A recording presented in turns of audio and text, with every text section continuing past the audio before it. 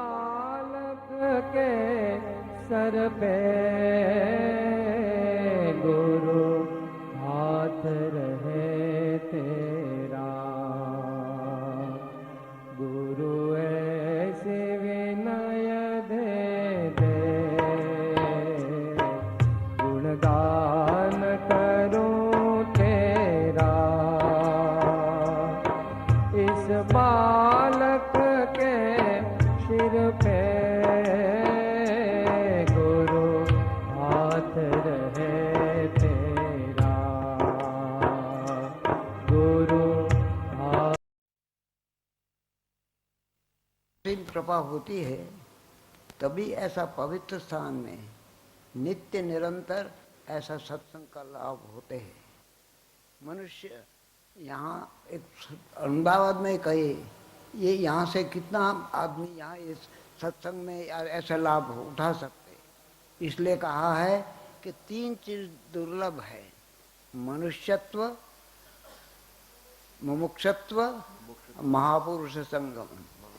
आप लोग बड़े भाग्यशाली है कि आप लोग के पास ये तीनों है।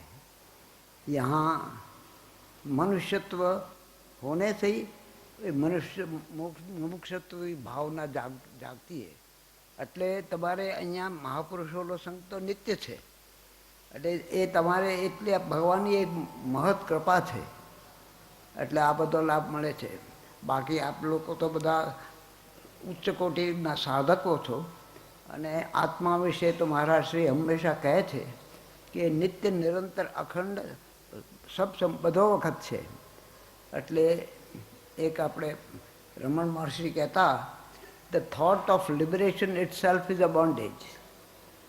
આપણે બધા મુક્ત છે જ તે, પણ એ આપણા વિચારોમાં આપણે મુક્ત નથી, એ જ આપણું મુખ્ય બંધનનું કારણ છે। એટલે છતાં જીવના અનંત અનંત સંસ્કારને લીધે આપણા આકાર વિકાર અને સંસ્કાર, એના જે સંસ્કારો છે આપણી અંદર બધા વૃત્તિઓને ઇન્દ્રિયોને જે બધું છે એને માટે પ્રત્યેક સાધકે સાવધાન રહેવાની બહુ જરૂર છે। એમાં મુખ્ય છે સત્ય। સત્ય પરમાત્માનું જ સ્વરૂપ છે, પણ એ આપણે થિયરેટિકલ જાણીએ છીએ, પણ આપણા વ્યવહારમાં એ કેવી રીતે લાવીએ એનું થોડું પણ આપણે અંદર આપે, એના માટે જીવનમાં આવે એના માટે ખાસ કોશિશ કરવાની ખાસ જરૂર છે। અને સત્યને માટે બીજું છે સત્સંગ। સત્સંગ કરતાં કરતાં ભગવાનનું જે સત સ્વરૂપ છે એનો સંગ મળી જાય આપણને। એટલે નિત્ય નિરંતર જે સત્સંગ છે એ આપણો એક ખાસ અંગ હોવું જોઈએ, જેથી આપણે જે સમજીએ છીએ જાણીએ છીએ એ આપણા જીવનમાં એનો આંશિક પણ આપણે લાભ મળે તો પણ આપણું જીવનનું બહુ જ પરિવર્તન થઈ શકે। And it is a great transformation of our life. એક દોરાનો ધાગો હોય એનો એક ભાગ ખેંચીએ તો બધાય દોરો આખો દોરો આવી શકે। એમ હંમેશા નિત્ય નિરંતર અખંડ રૂપ છે થોડું પણ આપણા જીવનમાં એને આપણે ઉતારી શકીએ તો એ બહુ આપણને બહુ મોટો લાભ છે। એ સત્સંગ મેં કહ્યું એ આપણને સત્યરૂપી પરમાત્માનો સંગ કરાવે છે। ત્રીજું છે સમતા। સમતા વિશે તો બધાય મહાપુરુષે કહ્યું જ છે કે અનુકૂળ અને પ્રતિકૂળ જે પરિસ્થિતિ છે એમાં અનુકૂળ પરિસ્થિતિઓમાં તો આપણે બધાને ઠીક જ લાગે છે, પણ પ્રતિકૂળ પરિસ્થિતિમાં આપણે સમભાવ કેમ રહે એને માટે જાગ્રત વિવેકની ખાસ જરૂર છે। ભગવાનની કૃપા તો છે જ તે, અને એ કૃપાથી જ આપણે બધા અહીંયા એકત્રિત થઈએ છીએ, પરંતુ ભગવાને એ વિવેક પણ આપણને આપ્યો છે। એ વિવેક આપણેથી આપણે જાણી શકીએ કે આ બધું અનુકૂળ છે અને આ પ્રતિકૂળ છે। એ પ્રતિકૂળમાં કેવી રીતે સમતા આવે એ ખાસ વિશેષ આપણે જરૂરત છે। કારણ કે સમતા આપણે કહીએ છીએ પણ જ્યારે અનુકૂળ પ્રતિકૂળ આવે છે ત્યારે આપણું મન બદલાઈ જાય છે. એટલે ક્ષમતા હંમેશા રહે એને માટે વિવેક રાખી અને ચાલતા રહેવું. બીજું છે સંયમ. સંયમ પ્રત્યેક સાધના માટે ઇટ ઇઝ અ ફાઉન્ડેશન. સંયમનું આપણો it is the means to the goal. એટલે એ આપણું લક્ષ્ય માટે દરેક વસ્તુ ઇન્દ્રિયોને બધા માટે સંયમ આપણે બહુ જ આવશ્યક છે. લાગે બધું સામાન્ય, પણ આપણે જે જોઈએ છીએ, સાંભળીએ છીએ, જીવવાથી સ્વાદ લઈએ છીએ, બોલીએ છીએ, એ બધી વસ્તુની અંદર આપણે એક સંયમને બહુ આવશ્યક છે.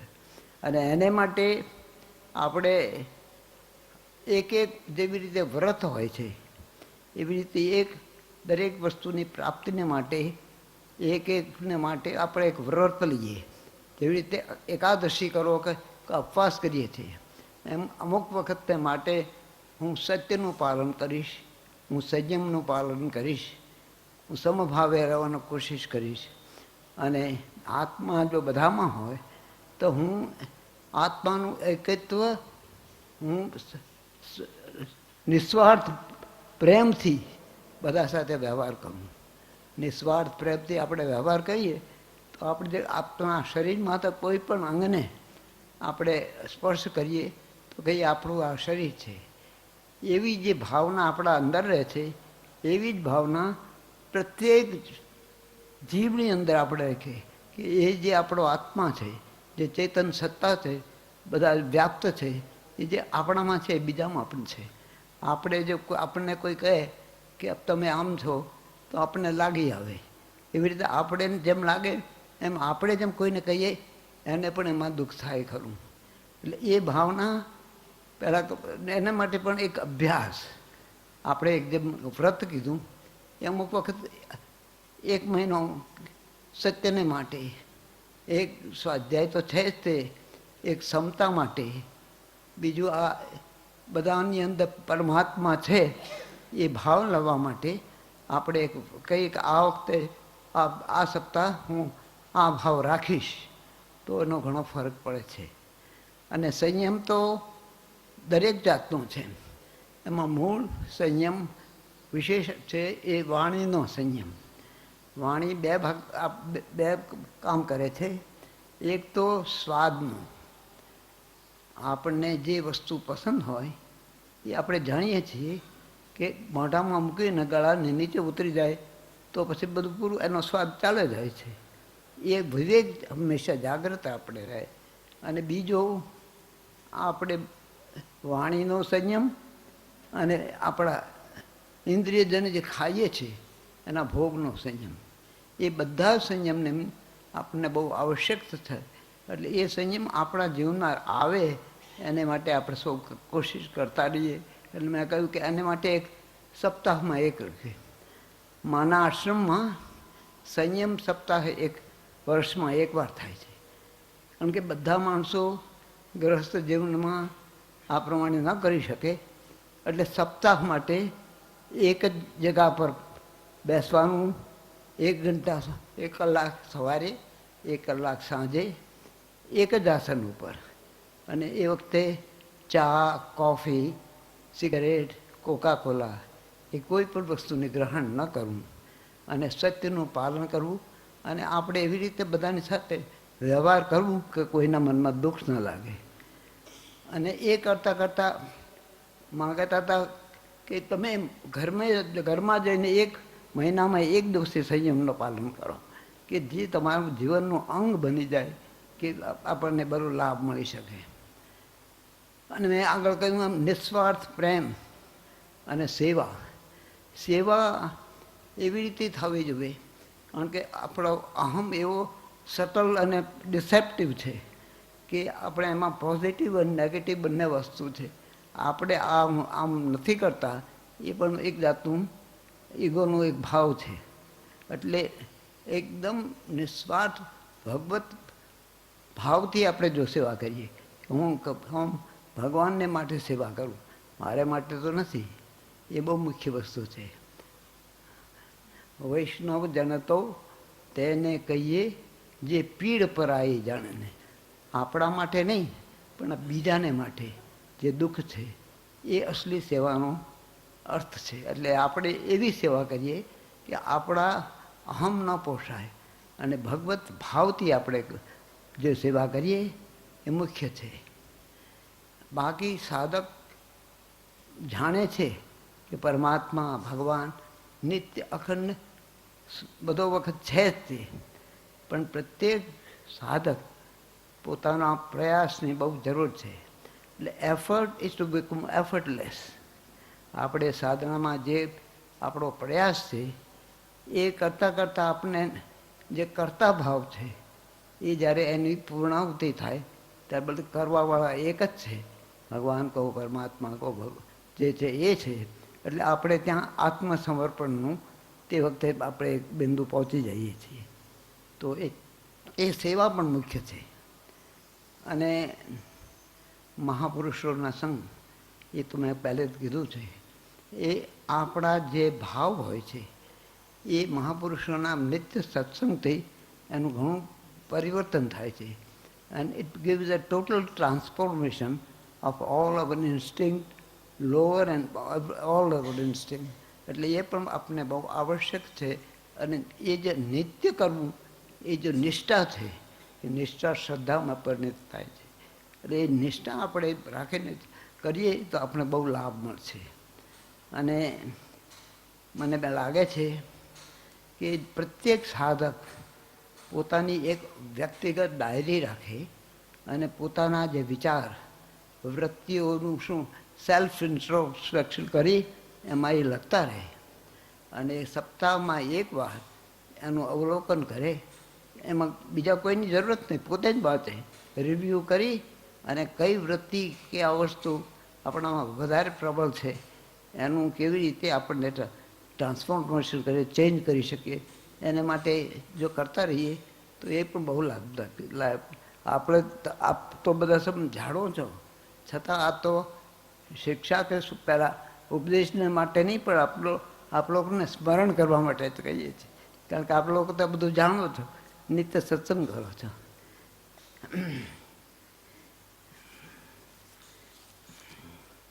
તો સત્ય, સત્સંગ, સમતા, સેવા અને બીજું દ્રઢ સત્ય અને શુભ સંકલ્પ.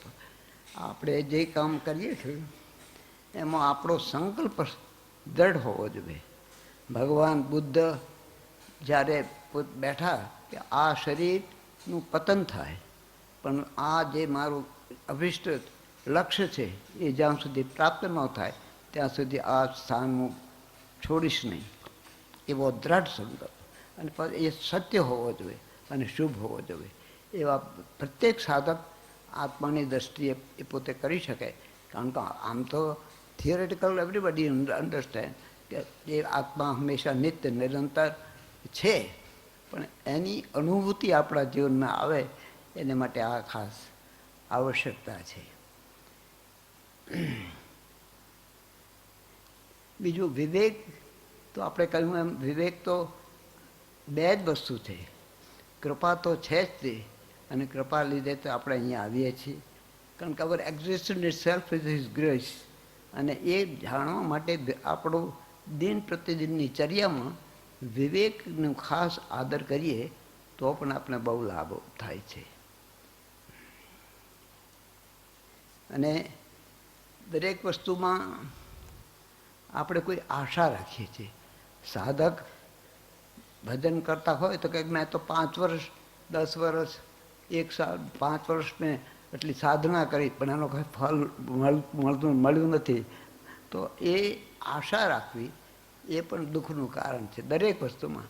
પછી પારમાર્થિક હો કે સાંસારિક હો, એટલે એમાં નિરપેક્ષતા એ પણ એક મોટું અંગ છે. આપણે કોઈ પ્રકાર ભગવત પ્રીતિ અર્થે જ કામ કરીએ છીએ. આપણા એની અંદર આશા રાખવી એનીથી આપણે ભવિષ્યમાં દુઃખ જ આવે છે. કારણ કે લેટ દાય વિલ બી ડન, ભગવાનની જે ઈચ્છા એ જ પૂર્ણ થાય, એ ભાવ રાખીને આગળ ચાલીએ તો આપણને બહુ લાભ થાય છે.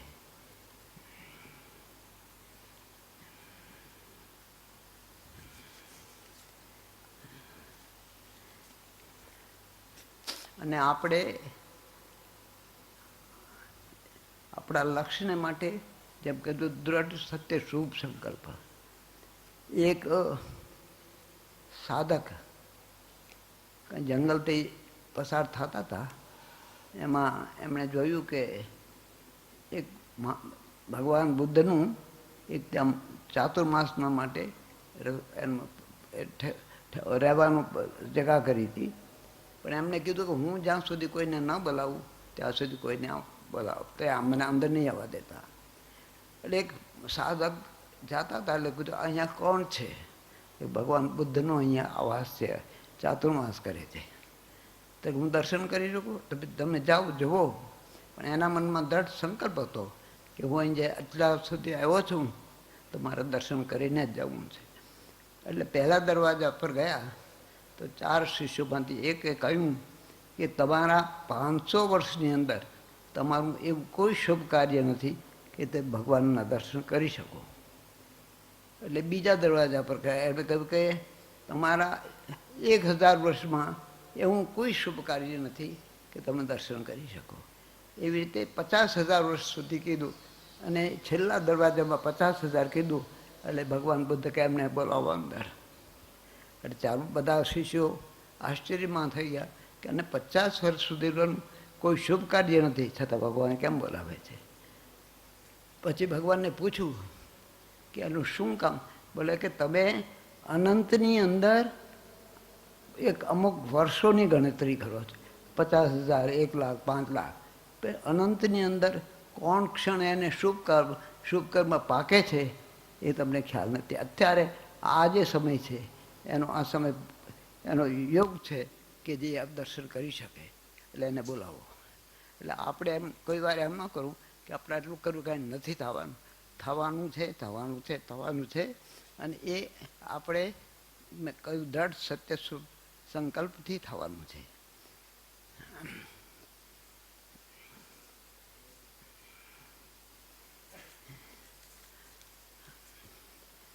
હું હવે થોડા વખત મેં બંધ કરવા માગું છું.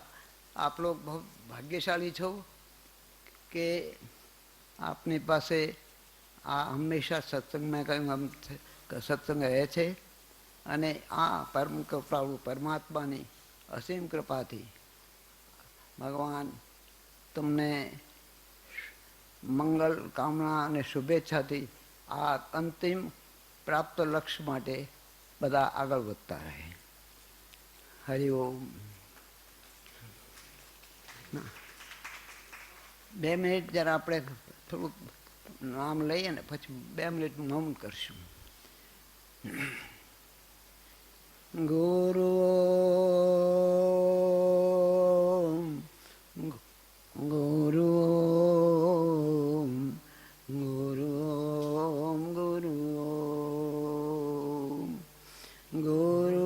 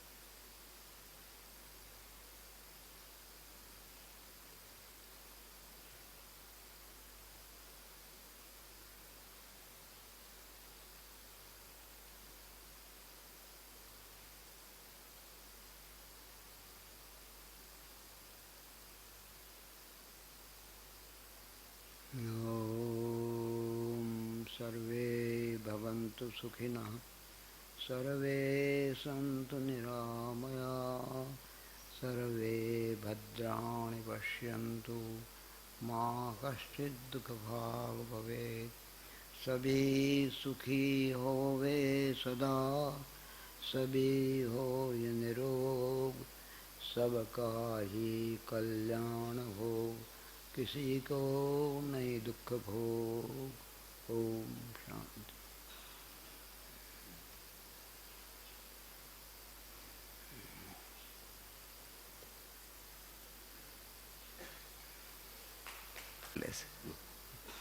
એટલે એમાં પછી જે છે એનો જ પ્રકાશ છે, સ્વયં પ્રકાશ કહીએ, જે કંઈ નામ દઈએ.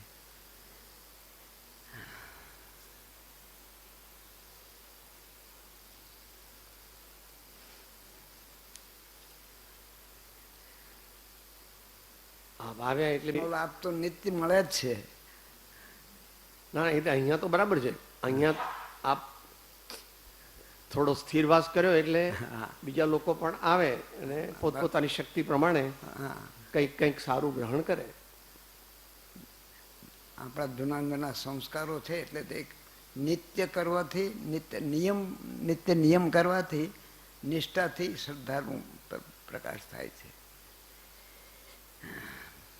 જેવો ભાવ એવો લાભ. બરાબર. सबसे ऊंची प्रेम सगाई, निस्वार्थ प्रेम.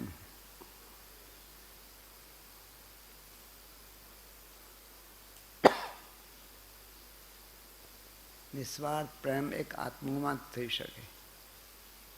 અને જો બધાની અંદર આત્મ સ્વરૂપ માની લઈએ તો બધાની સાથે કોઈ જાતનું રાગ દ્વેષનો કોઈ સૃષ્ટિ થાય જ નહીં.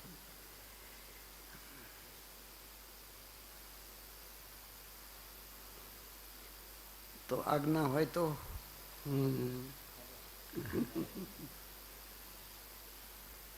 સદગર પરમ કૃપાળો સબ સંતન કી જય. ફરીથી પધારવા માટે આપણે ગુરુજીને વિનંતી કરીએ છીએ, મહારાજશ્રીને.